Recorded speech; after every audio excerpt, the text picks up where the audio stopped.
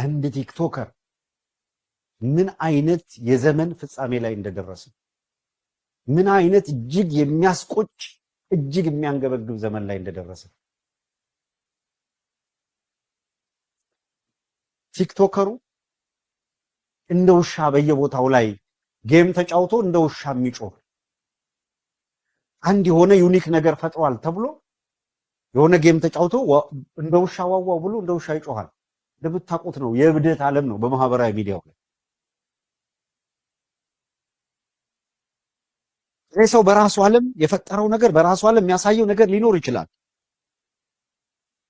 ግን እስኪ በፈጠራችሁ አንድ ሰው በቲክቶክ ዓለም እንደ ውሻ የጮኸ ታዋቂነት አትርፏል።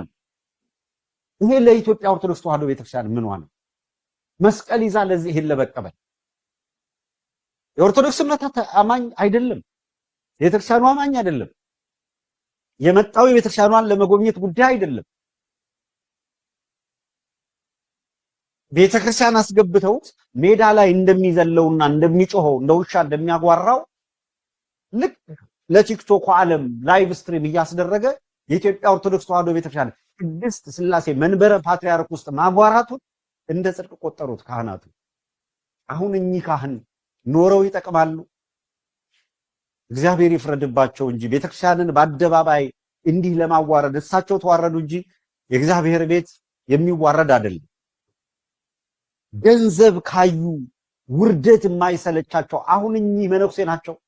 አሁን እኚህ የደብር አስተዳዳሪ ናቸው።